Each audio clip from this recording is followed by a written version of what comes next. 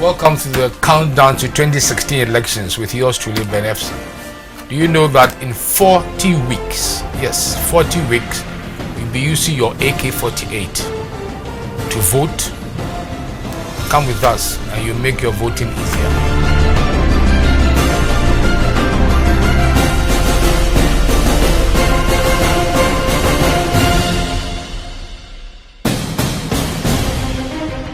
Basically, what we will do between now and counting of votes on November 9th this year is to, one, demystify elections, two, demystify opinion polls, and make you well equipped to really understand the nuances, the terms people will use. And as you sit behind your GH1 TV set, as you listen to other outlets in the EIB group, radio stations, you take your pen and paper and you can understand what is happening before 2016 elections. Well, from the onset of the Fourth Republican Constitution in 1992, I've always been interested in elections, how people vote, whether in Africa we can also find out how people can vote. My interest in documenting, like, so far I've written 5 books on elections. If you look at this first book, it was like a pamphlet. This is my first book on the 1992 elections. This was the second book, 2004 elections. This is the third, before 2008 elections. This is one after 2008 elections, and this is the current one after 2012 and looking forward to 2016 elections. Fortunately, in 1994 I had the opportunity to do a postgraduate diploma in US foreign policy, and there was a polling institute at the University of Maryland, College Park, and I took time to actually listen and do some work, and I find out that, look, I will be able to do what the Americans and the British do. That is, be able to do opinion polls and be able to try and forecast. In 2000 elections, we were able to forecast in August that there will be a runoff and President Kufuor will win the runoff. In 2004, we had our opinion poll margin of 53-55%, and President Kufuor got 52.4%. In 2008, we said to be close, there will be a runoff. If Eastern and Ashanti regions stepped up to vote, Nana Akufo-Addo will win by 50,000. If not, Professor Mills will win by 50,000 votes. And in 2012, our forecast showed 52.2% victory for NDC's President John Mahama, and he got 50.7%. So, as people may not know, we've gone through quite a bit in perfecting this act. The Supreme Court hearing, I think that was a blessing in disguise for our democracy.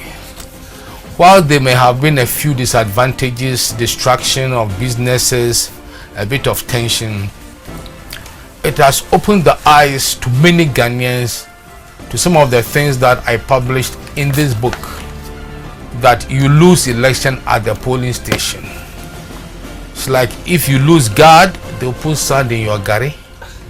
So people actually, those who stay tuned to the proceedings, have benefited a lot. And just to try and document why the impact will be good for us, we did some research work on the election petition hearing, and we did it in 6 regions because of time and finances. We did it in Greater Accra, Ashanti, Eastern, Western, Northern, and Central regions.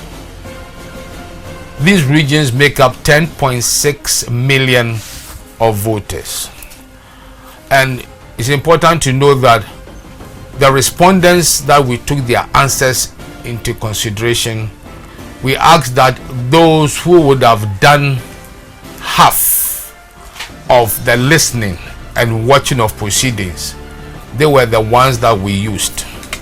And we asked them certain questions that will make you viewers understand that the election petition was a blessing in disguise. The first question was, has the election petition made you understand Ghanaian elections better?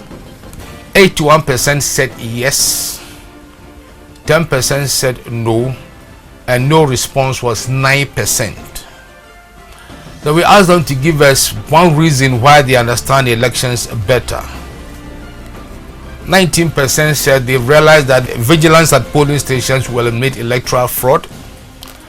Another 19% said that political parties should select loyal and educated polling agents. And one question that many of us were pleased was that people who hadn't done any research felt that the election petition hearings showed that the Electoral Commission had lost people's trust. That is not true. One question was, in the aftermath of the election petition hearings, what is your level of trust in the Electoral Commission? 52% said they had more trust, 41% said the trust was the same, and 2% said less trust. On why they would not like to have another election petition again, 71% said it created tension, and 22% said it cost the country productive hours. And then finally, we said, how will the election petition affect majority of them in this year's elections?